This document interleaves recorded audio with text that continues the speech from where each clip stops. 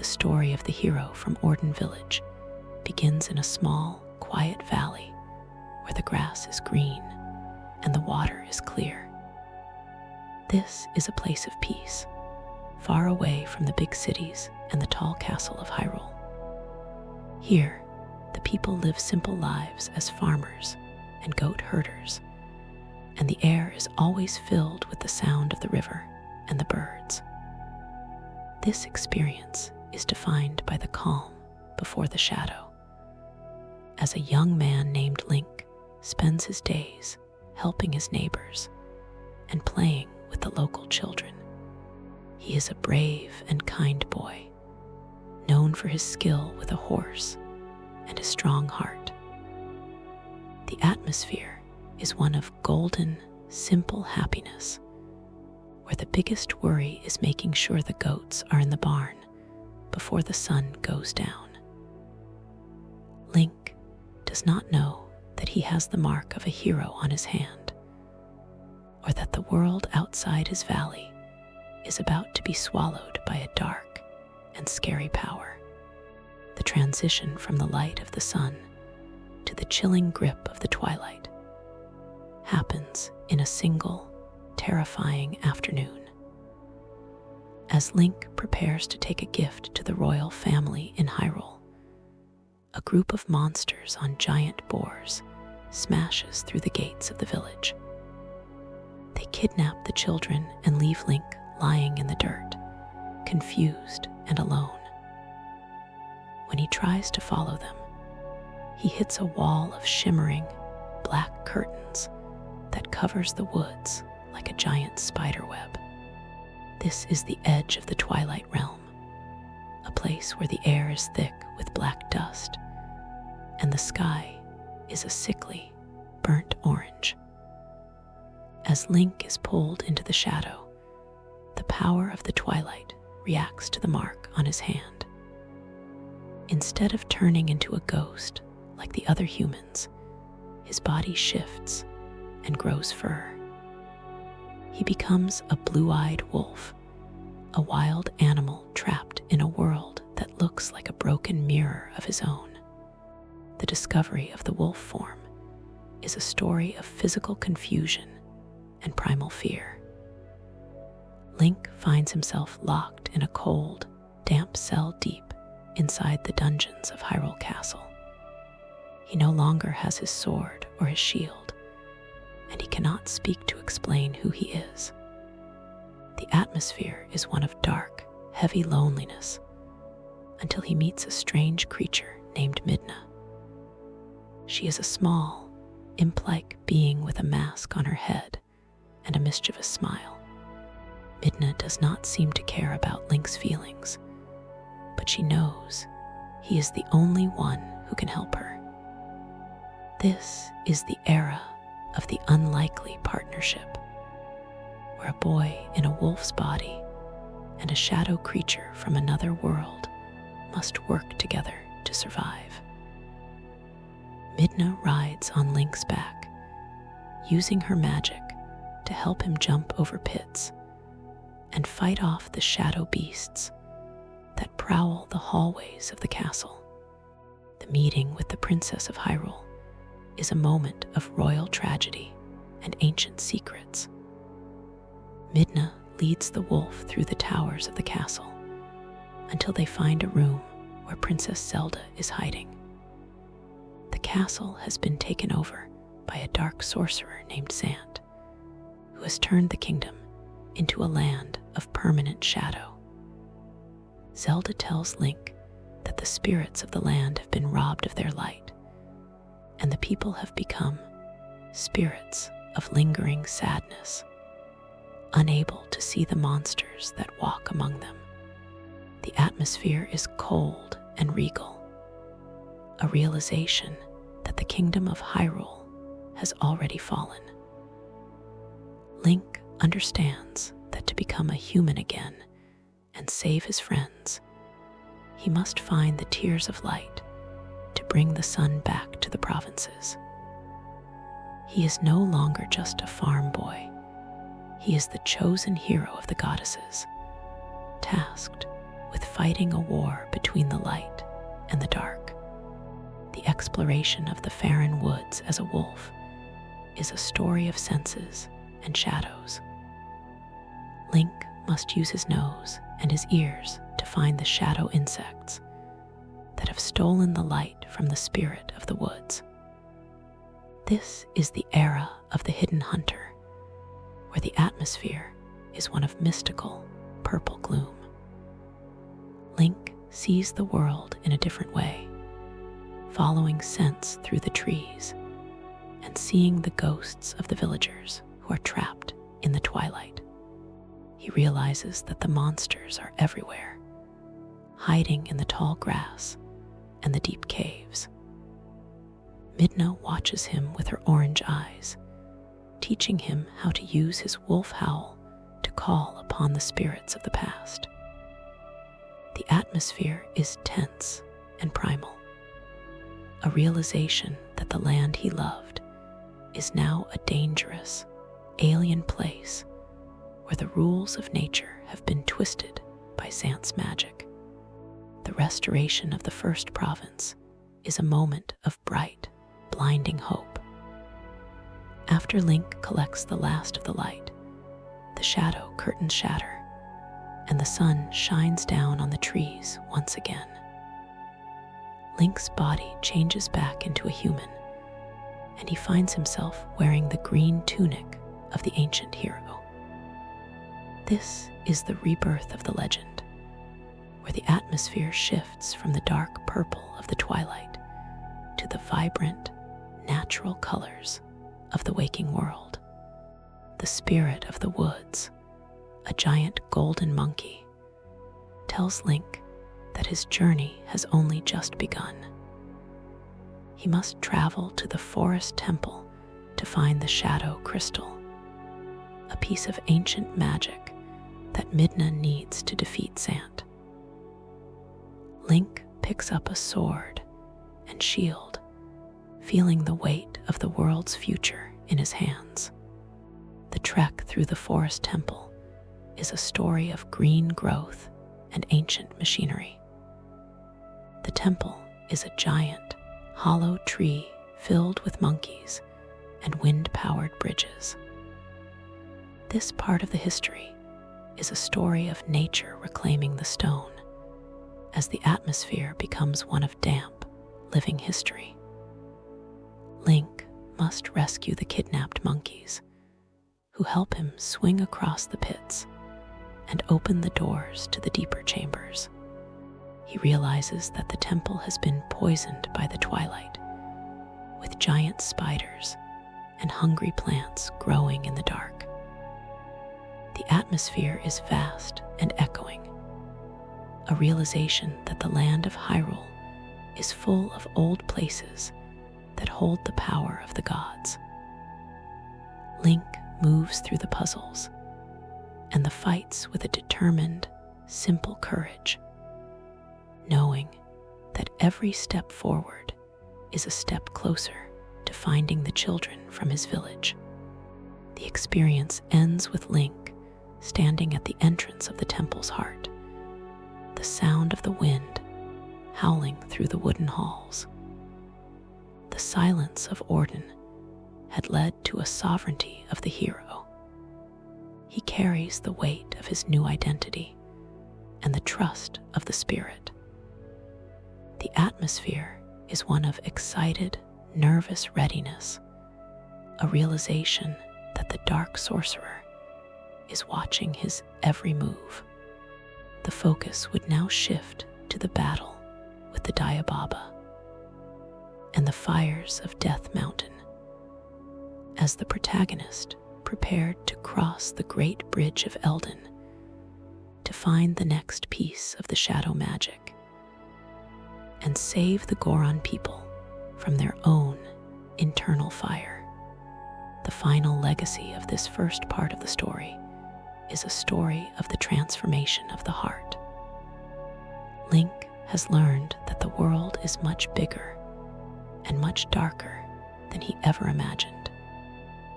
He has seen the beauty of the twilight and the horror of the monsters, and he has chosen to stand and fight. As the sun sets over the Faron woods, Link looks at his reflection in the water and sees a hero looking back. He knows that the shadow is still out there, spreading its black fingers across the land, but he is no longer afraid. He is the hero of Twilight, and he will not stop until the light returns to every corner of Hyrule.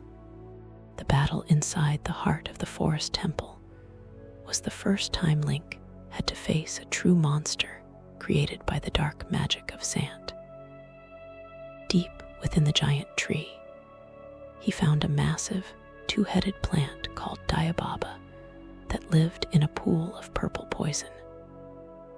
This experience was a story of nature gone wrong, as the atmosphere was thick with the smell of rot and the sounds of snapping jaws. Link had to use the wind-powered boomerang he found in the temple to guide a bomb into the mouths of the beast.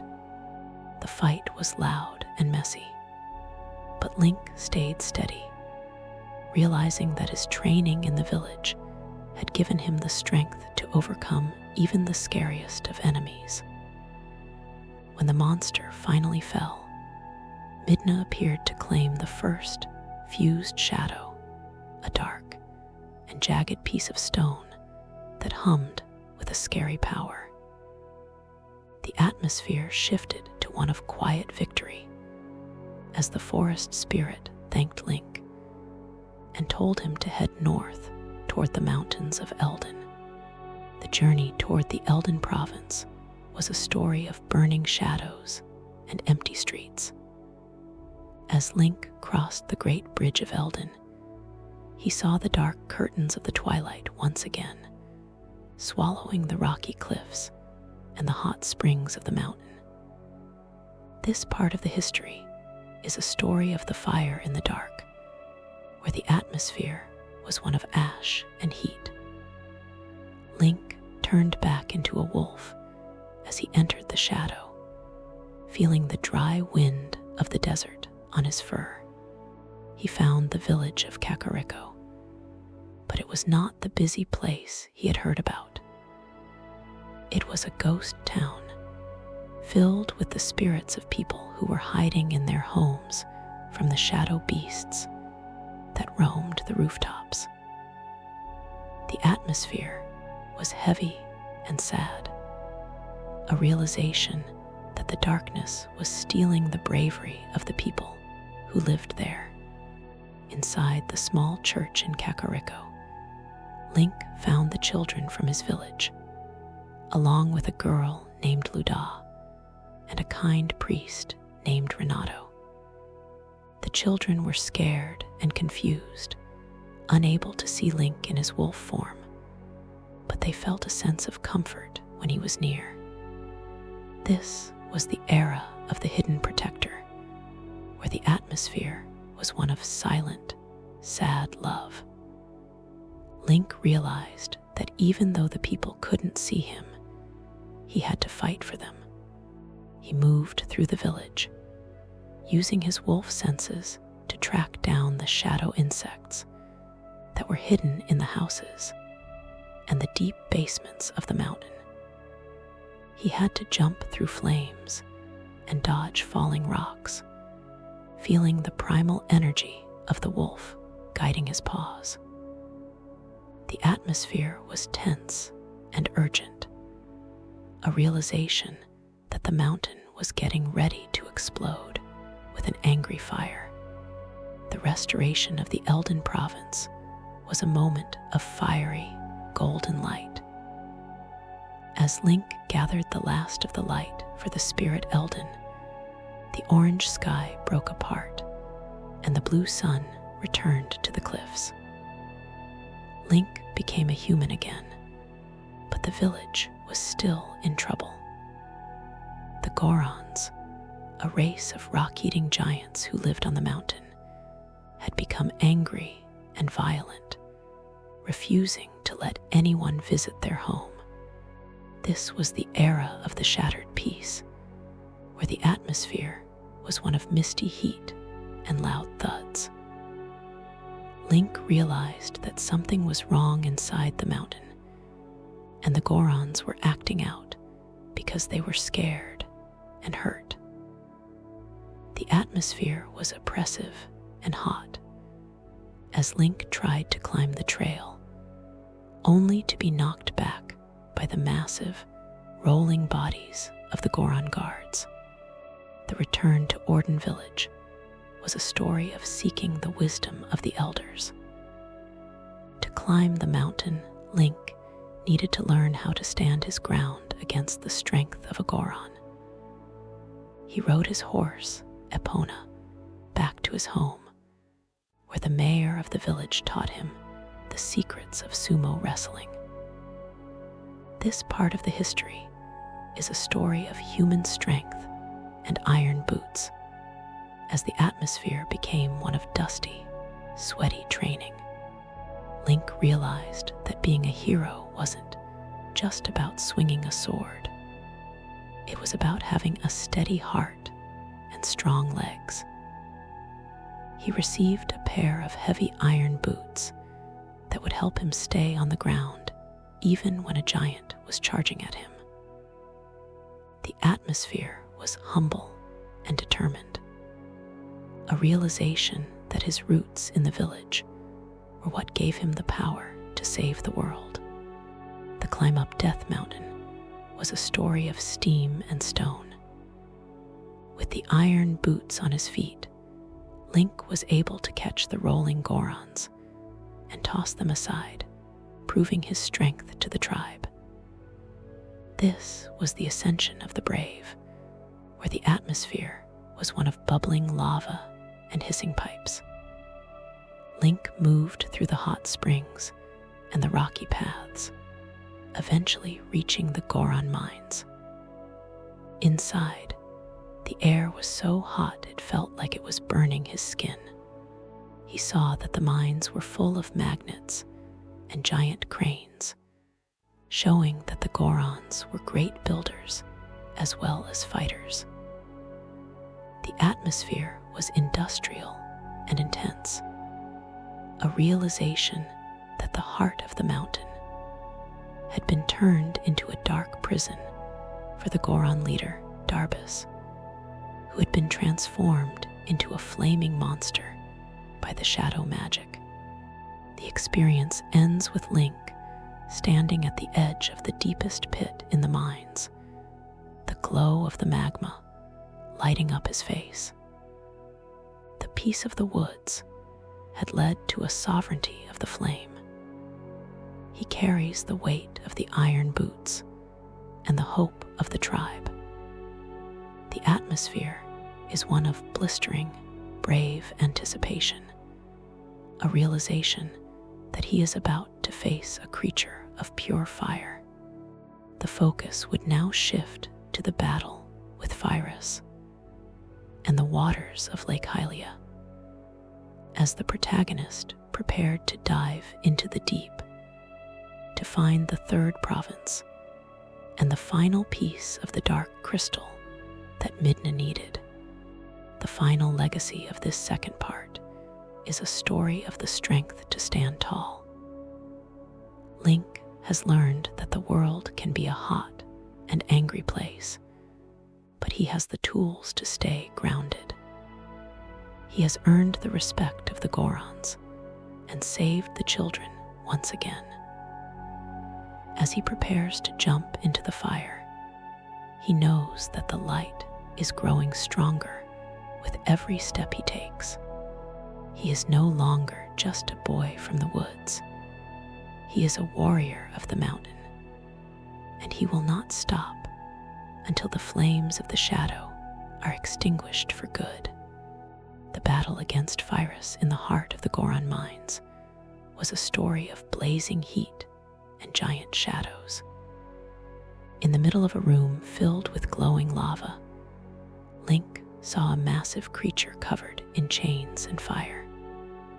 This was once the kind leader of the Gorons, but the shadow magic had turned him into a monster of pure heat. The atmosphere was thick with smoke and the sound of his heavy, metallic footsteps. Link had to use his new iron boots and his bow to hit the glowing jewel on the monster's head. By pulling on the chains with all his might, Link was able to trip the giant and cool the fire. When the darkness left, the Goron leader returned to normal, and Midna took the second, fused shadow. The atmosphere was one of great, sweaty relief as the Gorons thanked Link for saving their brother and opened their mountain to the people once again. The journey toward the Lanayru province was a story of chilly winds and silent water. As Link traveled north, he found the largest part of Hyrule was also covered in the purple twilight. This part of the history is a story of the Frozen Kingdom, where the atmosphere was one of blue ice and cold mist. When Link reached the home of the Zoras, the fish people who live in the river, he saw a terrifying sight. The entire Zora's domain was frozen solid in a giant block of ice. The water had stopped flowing, and the Zoras were trapped beneath the frozen surface like statues. The atmosphere was eerie and still, a realization that Zant's magic had stolen the life of the very water that Hyrule needed to survive. Link knew he had to find a way to melt the ice before the kingdom died of thirst. To save the Zoras, Link had to use the power of the mountain. In his wolf form, he found a giant, glowing rock of lava that had fallen from Death Mountain. With Midna's help, he warped this burning stone through the air and dropped it right onto the frozen throne room. The sound of the ice cracking was like a thunderclap that shook the whole valley. The hot rock melted the ice in a second, and the water began to rush down the river once again. This was the return of the river, where the atmosphere was one of crashing waves and waking spirits. The Zoras were free, but they were sad because their queen had been killed by the shadow soldiers. The ghost of the queen appeared to Link, begging him to save her son, the young prince, who was sick in the human world. The exploration of the Lanayru province as a wolf was a story of city lights and rainy streets. Link traveled to Hyrule Castle Town, the biggest city in the land.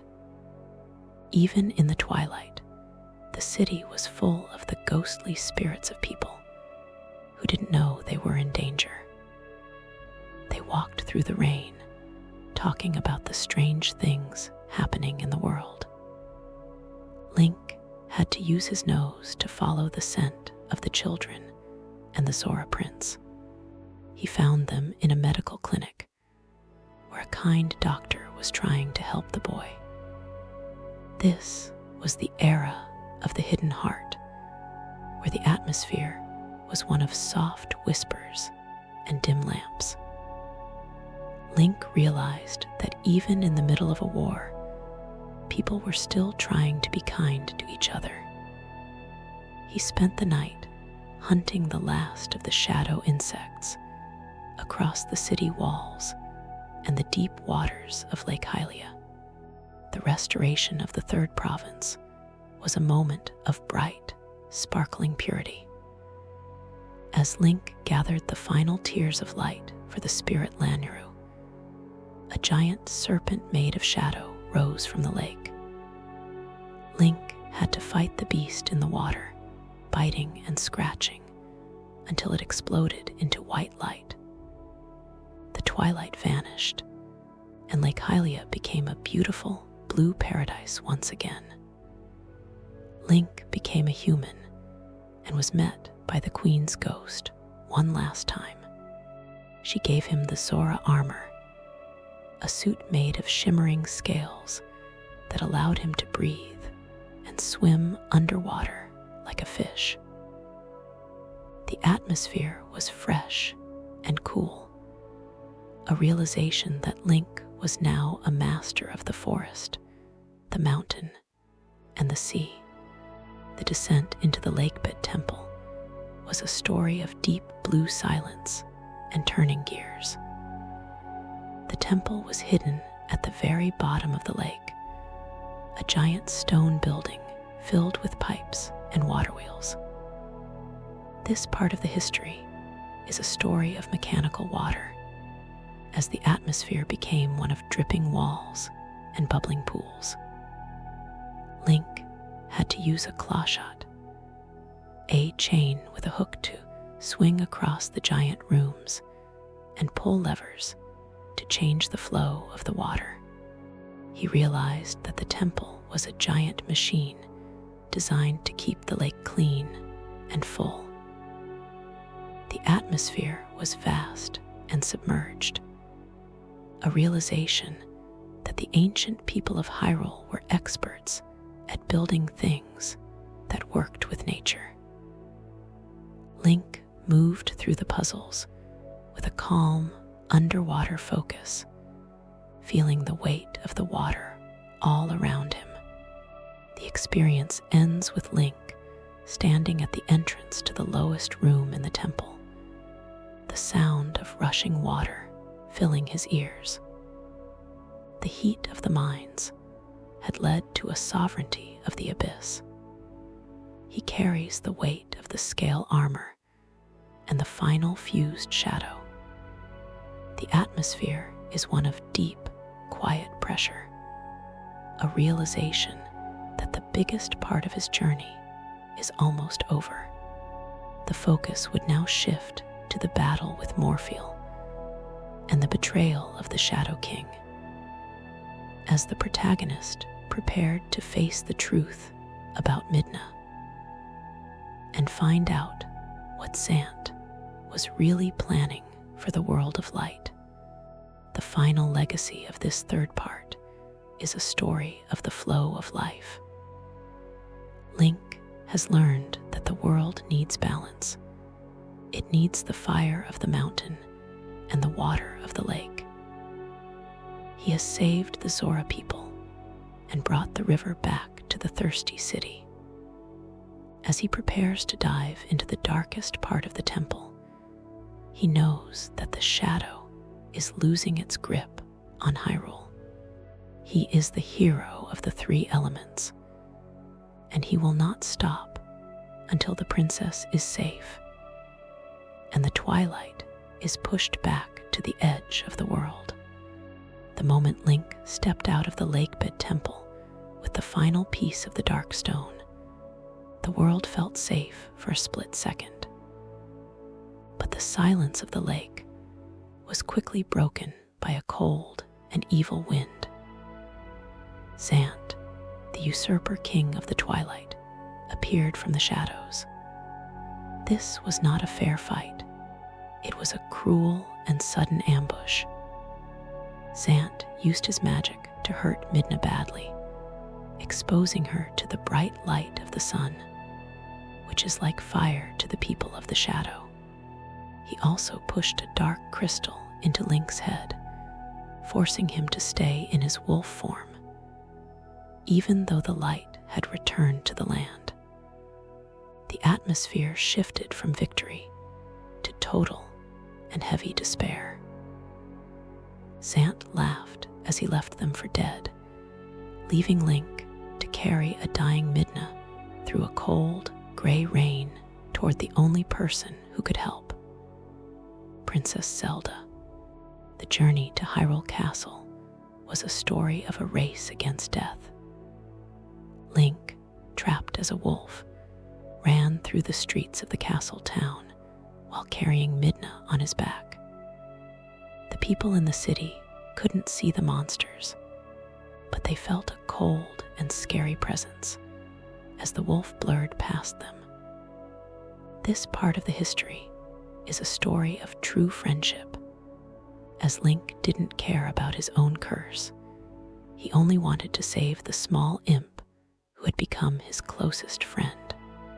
The atmosphere was one of splashing puddles and heavy breathing, a realization that even a hero needs help sometimes. When they finally reached Zelda's tower, the princess made a grand and sad sacrifice. She gave her own light and spirit to Midna to keep her alive, disappearing into the air like a fading star. The atmosphere was holy and heartbreaking, a realization that the war for Hyrule was demanding everything from those who loved it. With Midna healed, the two friends realized they needed a new weapon to stop sand. Midna told Link about the Mirror of Twilight, an ancient object hidden deep in the desert that could open a door to the Shadow World. This was the era of the Lost Sands, where the atmosphere was one of dry heat and ancient dust. To get to the desert, Link had to use a giant cannon to shoot himself across a broken bridge.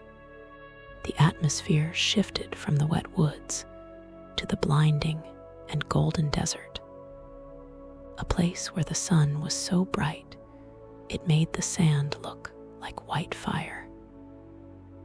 Link realized that the desert was a giant graveyard for the worst criminals in history, a place where the light was used to lock away the darkness. The walk through the Gerudo Desert was a story of hidden dangers and sandstorms. Link encountered a group of wild bandits who lived in the ruins of the dunes. This was the sovereignty of the lawless, where the atmosphere was one of clashing swords and burning campfires. Link had to fight his way through a camp of enemies, eventually riding a giant boar to smash through wooden gates. He realized that the desert was not empty. It was full of the memory of a fallen tribe. The atmosphere was gritty and intense. As he reached the entrance of the Arbiter's grounds, a massive stone prison buried in the sand. This place was the final stop for the wicked, a realization that he was walking into a place where even the ghosts were afraid to speak. The exploration of the Arbiter's grounds was a story of sinking sand and shuffling bones. The prison was filled with traps and stalwart warriors who refused to stay dead. This part of the history is a story of the haunted jail, as the atmosphere became one of chilling screams and rattling chains. Link found a new item called the Spinner, a giant, high-speed top that allowed him to ride along tracks on the walls. He realized that the prison was built to keep people in, but also to keep something very evil from getting out. The atmosphere was dark and antique, a realization that the history of Hyrule had a blood-stained foundation that the people in the Green Valleys never knew about. The battle against the giant skeleton Stallard was a moment of high-speed, bone-crushing action. Link had to use the spinner to smash the beast's spine while dodging waves of sand and fire. This was the dance of the spinner, where the atmosphere was one of sparks and screeching metal. The hero realized that the darkness in the desert was older than Zant. It was a primal malice that had been waiting for a chance to escape. When the monster finally fell, Link reached the highest tower of the prison, the Mirror Chamber. The atmosphere shifted to one of cold and ancient mystery. as he saw the giant stone mirror that connected the worlds. The experience ends with a shocking reveal from the ancient sages. As Link stood before the mirror, the ghosts of the old wise men appeared. They told him that the mirror was broken into 4 pieces by Zant. They also told him the secret of the Dark Lord Ganon, a man so evil that even the sages couldn't kill him. They had tried to execute him here, but he survived and was sent into the Twilight Realm as a punishment. This was the era of the true enemy, as the atmosphere became one of cosmic and heavy dread. Link realized that Zant was just a puppet for a much greater evil. The focus would now shift to the search for the mirror shards and the snowy peaks of the north, as the protagonist prepared to climb the frozen mountains to find the next piece of the broken glass. The final legacy of this 4th part is a story of the depth of the shadow. Link has learned that the war is not just about a mask or a forest. It is about an ancient grudge that goes back to the beginning of time. He has saved Midna and survived the desert, but the path ahead is colder and harder than anything he has faced. As the wind blows the sand across the mirror chamber, Link looks at the broken glass and knows he must fix it. He is the knight of the 2 worlds, and he will not stop until the door to the Twilight is opened and the Dark King is brought to justice. The climb into the northern mountains was the coldest and hardest walk Link had ever taken. The green fields of Hyrule were replaced by whistling winds and deep snow, where the air was so freezing it felt like needles on his skin. This part of the history is a story of the Great White Silence, where the atmosphere was one of lonely and bitter cold. To find the next piece of the broken mirror, Link had to follow the scent of a rare fish through a blinding blizzard. He realized that the mountain was a place where only the strongest could survive. The atmosphere shifted when he met a giant, furry creature named Yito, a friendly yeti who lived in a massive, ruined mansion at the very top of the peak. Instead of a scary monster, Link found a gentle giant who just wanted to make a warm bowl of soup for his sick wife, Yetta. The exploration of Snow Peak ruins was a story of a haunted home.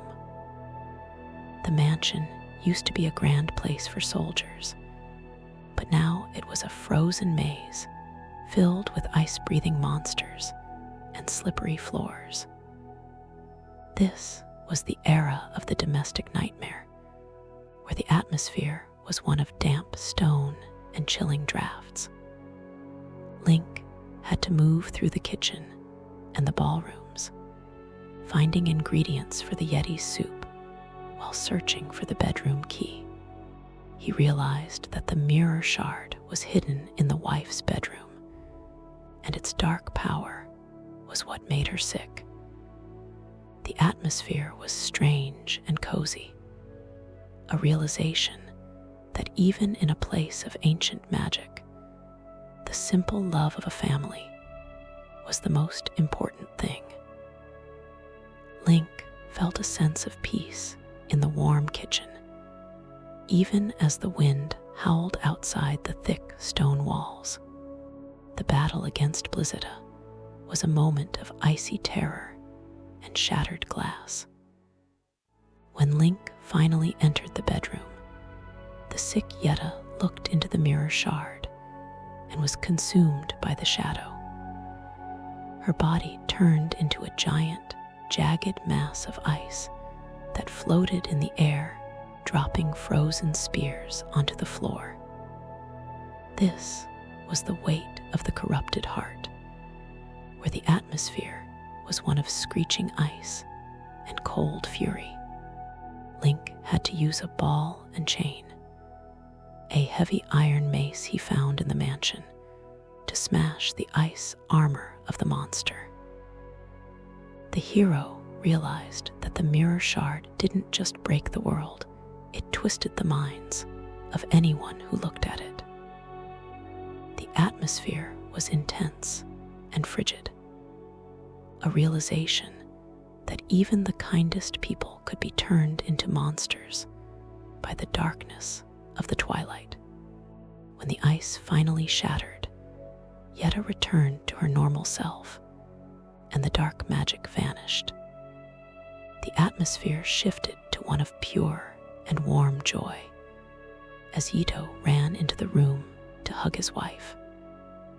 Their love was so strong that it created heart containers out of thin air, healing Link's wounds and making him stronger. Link took the second piece of the mirror of Twilight, feeling the cold vibration of the glass in his hand. The atmosphere was soft and bright, a realization that the light of a happy home was a powerful weapon against the shadow. Link left the Yeti couple in their warm mansion, knowing that he had not only found a shard, but had also saved a beautiful spark of life in the middle of the frozen waste. The journey to the next shard took Link to the Temple of Time, a place that existed only in the past. To get there, he had to travel to the ruins of an old woods and find a hidden door that led back to a time when the kingdom was young and strong. This was the era of the Golden Ages, where the atmosphere was one of white marble and glowing sunlight. Link stepped through the door and saw the temple as it was hundreds of years ago, a grand and holy cathedral filled with the sound of bells. He realized that the ancient sages had hidden the third mirror shard in a place where time itself stood still. The atmosphere was sacred and echoing, a realization that the history of Hyrule was a long and beautiful chain of heroes and protectors. Exploration of the Temple of Time was a story of perfect gears and ancient statues. The temple was a giant puzzle made of stone and gold, where Link had to use a Dominion rod to control giant statues and move them through the halls. This part of the history is a story of the puppet master, as the atmosphere became one of clinking metal and magic hum. Link realized that the temple was a test of wisdom, designed to see if the hero was smart enough to handle the power of the gods. The atmosphere was calm and mathematical as he moved the statues onto switches and guided them through narrow paths. He felt the presence of the ancients in every room, a realization that the past was still alive and watching over him. The experience ends with Link standing at the very top of the temple, the light of the sun shining through the stained glass windows. The ice of the mountain had led to a sovereignty of the clockwork. He carries the weight of the Dominion rod and the third mirror shard. The atmosphere is one of triumphant and holy silence, a realization that he is nearly finished with the mirror. The focus would now shift to the battle with Armagoma and the city in the sky, as the protagonist prepared to find the lost woods of the Uka and fly to a land above the clouds to find the final piece the broken glass. The final legacy of this fifth part is a story of the warmth in the cold. Link has learned that whether it is a soup pot in a blizzard or a sun-drenched temple in the past, the light can be found in the most unexpected places.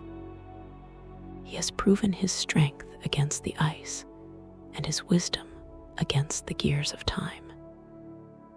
As he looks at the 3 shards in his bag, he knows the mirror is almost whole. He is the traveler of time and snow, and he will not stop until the sky is reached and the path to the Dark King is fully repaired. The journey to the final piece of the broken mirror led Link high above the green fields and rocky mountains of Hyrule into the very heart of the clouds. To reach this place, he had to find the hidden village and learn the ancient language of a race of small, strange bird people called the Uka. Using a giant cannon hidden beneath a lake, Link was shot into the sky like a falling star, breaking through the atmosphere until he reached a floating island of gold and wind. This was the city in the sky, a place where the air was thin and the gravity felt light. The atmosphere shifted from the solid ground of the kingdom to a dizzying, windy heights where the city was held together by giant fans and stone bridges that looked like they were made of clouds. Link realized that this was the home of the first people, a civilization that had lived above the world since the beginning of time. The exploration of the city in the sky was a story of flying and falling. The city was falling apart, with buildings floating in the air and giant birds called Argoroks circling the towers like hungry sharks. This part of the history is a story of the lost technology, as the atmosphere became one of whistling air and creaking stone. Link had to use 2 claw shots at the same time, swinging from one floating target to another like a spider in the wind. He realized that the city was a mechanical wonder that was slowly being destroyed by the Twilight magic. The atmosphere was vast and blue, a realization that the world was much bigger than the maps in the castle ever showed. He moved through the windy pipes and the spinning fans, feeling the power of the sky pushing against him at every step. The battle against Argorok, the giant armored dragon, was a moment of high-flying bravery.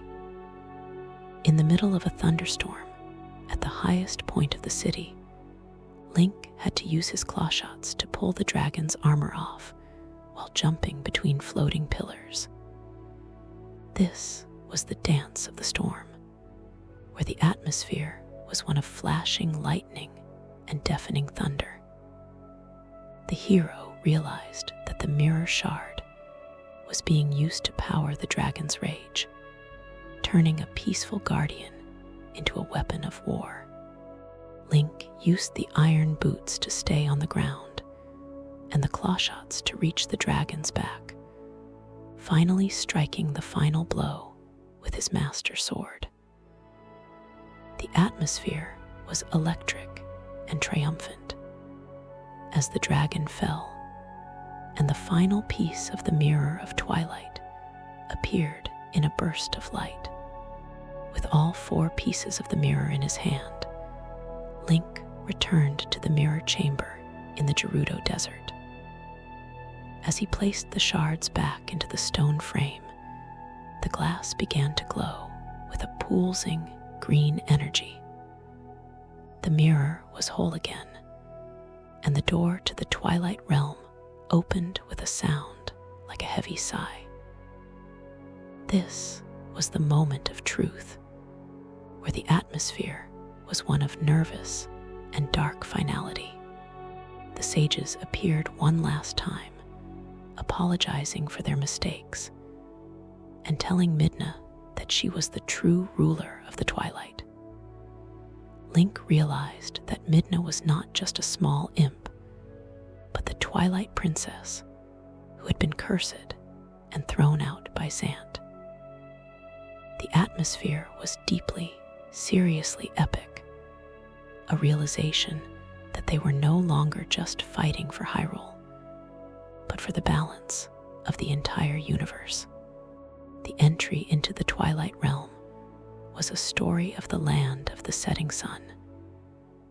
As Link stepped through the mirror, he found a world that was beautiful in a strange and haunting way. The sky was always a deep orange, and the ground was made of black stone that glowed with blue lines of magic.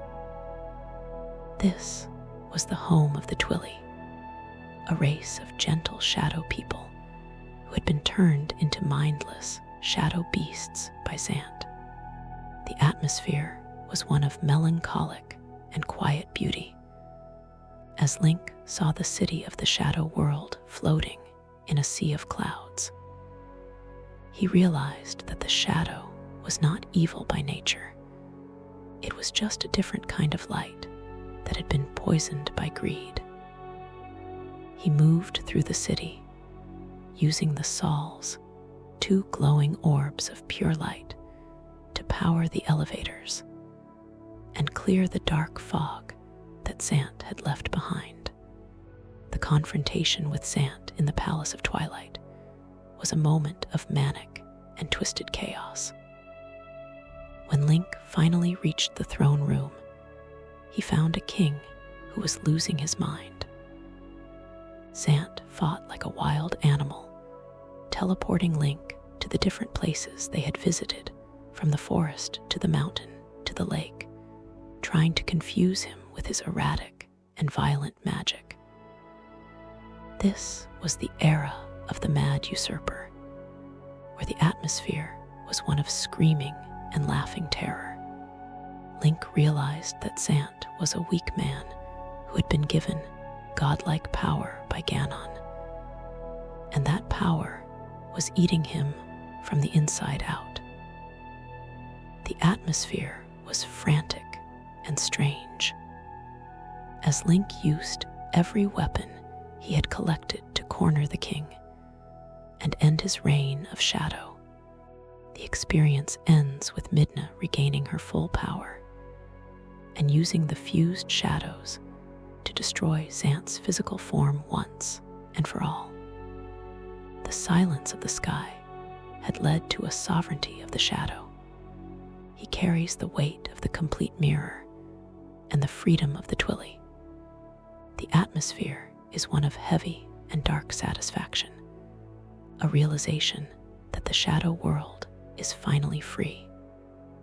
But the victory is not complete, because the source of all the evil Ganon is still sitting on the throne in Hyrule Castle.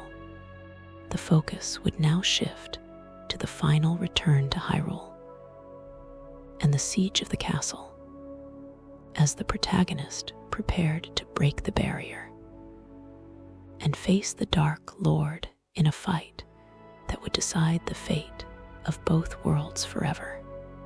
The final legacy of this sixth part is a story of the princess in the light and the princess in the dark. Link has learned that Zelda and Midna are two sides of the same coin, both willing to give everything to save their people. He has fixed the mirror and freed the shadow world from a crazy king.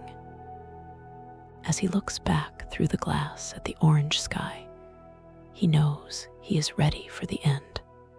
He is the master of the mirror, and he will not stop until the true evil is pulled from the throne and the sun shines on the castle of Hyrule for 1,000 years to come. The final march toward Hyrule Castle was a story of a kingdom under a dark spell. As Link and Midna returned to the world of light, they saw a massive, glowing red barrier covering the entire castle grounds. This was the prison of the goddesses, where the atmosphere was one of impending doom and heavy silence. To break the shield, Midna used the full power of the fused shadows, transforming into a giant, many-armed creature of darkness that shattered the magic walls with a single blow.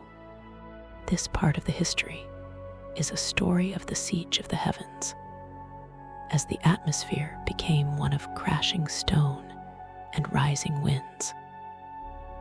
Link walked through the front gates, seeing the once beautiful gardens filled with monsters.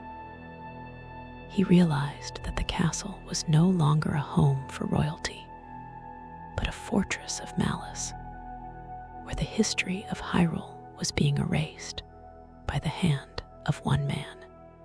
The climb through the castle was a story of the final test of the hero. Link had to fight his way through the grand hallways, the armory, and the high balconies, facing the strongest Darknuts and Iron Knuckles in Ganon's army. This was the era of the Master Sword's glory, where the atmosphere was one of clanging steel and bright sparks. Link used the keys he found to unlock the heavy doors, moving higher and higher toward the throne room. He realized that the castle was a labyrinth of memories, with paintings of the royal family still hanging on the walls while the world outside was burning. The atmosphere was regal and ghostly, a realization that he was the only thing standing between the world and a permanent night. The confrontation in the throne room was a moment of divine and evil collision. Link found the Dark Lord, Ganondorf, sitting calmly on the throne with the body of Princess Zelda suspended in the air. Ganon was not a frantic man like Sant. He was a cold and calculating king who believed that power was the only thing that mattered.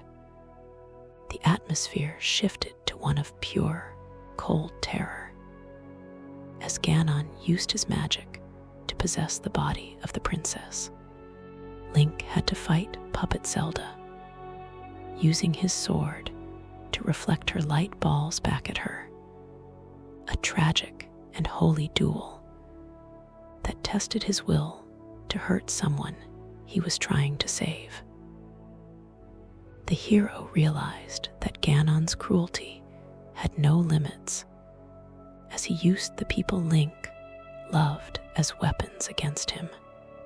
The transformation of Ganon into Dark Beast Ganon was a story of wild and primal violence. After being forced out of Zelda's body, the Dark Lord turned into a massive, boar-like monster that crashed through the walls of the throne room. This part of the history is a story of the beast and the wolf, as Link turned into his wolf form to fight a creature that was his dark reflection. The atmosphere was one of splintering wood and roaring thunder, as the two animals tore at each other in the wreckage of the palace. With Midna's help, Link was able to flip the giant beast onto its back, exposing its soft belly to the light of the Master Sword. The atmosphere was visceral and chaotic, a realization that the war had moved beyond words and into the raw instinct of survival. The revival of Princess Zelda was a moment of sparking hope in the dark. With the beast defeated, the spirit of Zelda returned to her body, and the three of them, Link, Zelda, and Midna, found themselves transported to the field of Hyrule for the final stage of the battle. This was the era of the light arrows, where the atmosphere was one of open air and galloping hooves. Link rode Epona across the grass, with Zelda sitting behind him, firing arrows of pure light to stun Ganon as he rode his own dark horse. The atmosphere was fast and cinematic, a realization that the trio of the Triforce was finally united against the shadow. Link felt the wind in his hair and the strength of the goddesses in his arm, knowing that the final stand was happening on the very ground he had lived on his whole life. The final duel between Link and Ganondorf was a story of two kings and one sword. On a small circle of ground, surrounded by a wall of fire, the hero and the villain faced each other with their blades drawn. This was the end of the grudge, where the atmosphere was one of heavy, respectful hatred. There were no more tricks or magic spells. It was a battle of skill and spirit. Link had to use the secret moves taught to him by the hero's shade, dodging Ganon's heavy swings and looking for a gap in his armor. The hero realized that Ganon was a man who could not understand love or sacrifice, and that was why he was destined to lose. The atmosphere was tense and electric as the sounds of their swords echoed across the empty plains of Hyrule.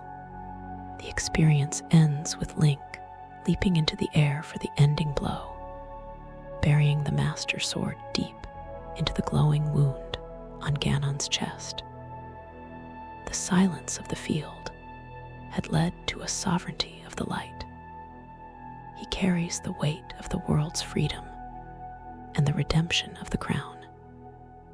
The atmosphere is one of exhausted and holy finality, as Ganon stands tall, refusing to fall even in death, his eyes fixed on the horizon as the shadow leaves his body. The focus would now shift to the final goodbye to Midna and the restoration of the kingdom, as the protagonist prepared to walk the path back to the mirror and see the two worlds separated one last time. The final legacy of the battle for the castle is a story of the triumph of the simple heart. Link has learned that even the most powerful king can be defeated by a boy from a goat farm if that boy has the courage of the goddesses.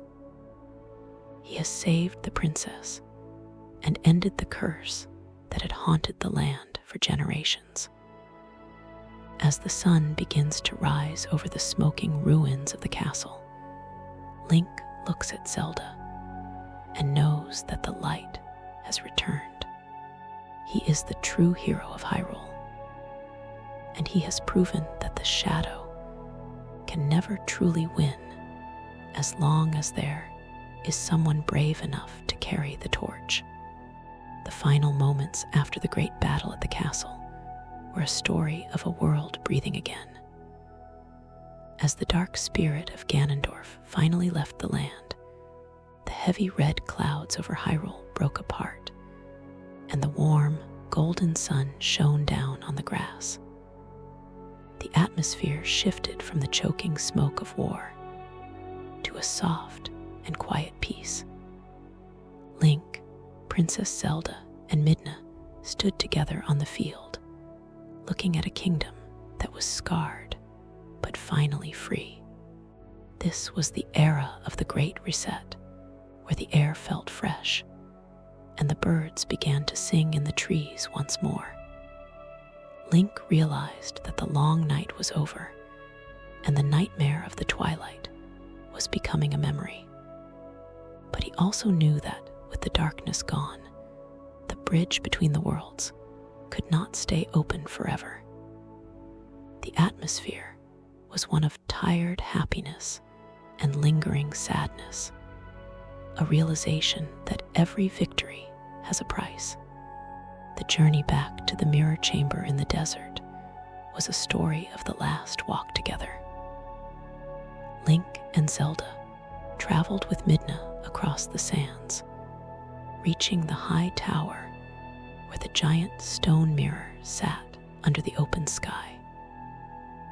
This part of the history is a story of the return of the true queen, as Midna used the power of the light to regain her true form. She was no longer a small, mischievous imp, but a tall and beautiful princess of the shadow, with long hair and a regal gown that shimmered like the sunset. The atmosphere was regal and magical, a realization that Midna had grown as much as Link had during their journey. She looked at Link with kind and sad eyes, thanking him for being the only person who truly understood her. The atmosphere was viscerally emotional as the two friends realized that their time together was reaching its final second. The final goodbye at the mirror was a moment of heartbreaking clarity. Midna stood before the glass, looking back at the world of light one last time. She told Link and Zelda that as long as the mirror existed, there would always be a chance for a new greed to grow and cause another war. This was the era of the final separation, where the atmosphere was one of sacred and heavy responsibility. Midna shed a single tear as she stepped toward the glass, but before she left, she looked at Link and said a secret goodbye that only he could hear. The hero realized that she was choosing to protect both worlds by breaking the connection forever. The atmosphere was deeply and truly sad as Midna touched the mirror, and a single spark of magic flew from her hand. The shattering of the mirror of Twilight was a story of the end of the doorway. As Midna vanished into the shadow world, the giant stone mirror began to crack and crumble. It did not break into pieces that could be fixed. It dissolved into dust that was carried away by the desert wind. This part of the history is a story of the final wall, as the atmosphere became one of total and permanent silence. Link reached out his hand, but there was nothing left to touch. He realized that the Twilight Realm was now truly gone from his world, and Midna was safe in her own kingdom, behind a curtain of stars that no man could ever cross again. The atmosphere was empty and vast, a realization that the hero of Twilight had lost the friend who had shared his greatest secret. The return to Orden Village was a moment of coming home as a different man. Link rode Epona back through the woods, seeing the children playing in the river and the goats grazing in the fields. The village looked exactly the same as the day he left, but the atmosphere was deeply changed. Link was no longer just a farm boy. He was a guardian of the worlds. The people cheered for his return, but Link felt a quiet and humble distance from the simple life he once knew. This was the era of the silent legend, where the atmosphere was one of hearth fire and soft moonlight. He realized that the peace of the valley was a gift he had earned with his own blood, and he would spend the rest of his life making sure it was never broken again. The restoration of Hyrule Castle was a story of rebuilding the future, Princess Zelda returned to her throne, and the people began to fix the walls and the gardens. This part of the history is a story of the healing kingdom, as the atmosphere became one of hammer strikes and growing flowers. The Zora armor and the Goron mines became symbols of a new friendship between the different races of the land. Link realized that the three elements were now united under one flag. The atmosphere was strong and hopeful, a realization that the hero's journey had created a foundation of trust that would last for 1,000 years. Link visited the castle often, but his heart always pulled him back to the edges of the world, where the shadows were the longest. The experience ends with Link standing at the edge of the Faron Woods, looking up at the sky where the light and the dark meet at sunset. The sovereignty of the mirror had led to a sovereignty of the memory. He carries the weight of the Master Sword and the memory of the Imp Princess. The atmosphere is one of peaceful and infinite finality, a realization that the Twilight is not a place of evil, but a place of rest and balance. The focus would now shift to the quiet life of the hero, as the protagonist prepared to hang his sword on the wall and watch over the land from the shadows, a silent knight who knew the truth about the stars and the glass. The final legacy of the legend of Zelda, Twilight Princess, is a story of the two sides of the soul. Link has learned that everyone has a wolf inside them, and that the shadow is just as important as the light. He has saved two worlds and said goodbye to his best friend, proving that the triumph of the hero is often a lonely road. As the sun sets over Orden Village, Link takes a deep breath of the cool night air. The world is safe, the children are home, and the mirror is gone. The story of the Twilight hero finds its final and beautiful resolution in the twinkle of a single star, leaving behind a world that is finally whole and bright, ready to move into a future where the only thing that walks in the twilight is the wind.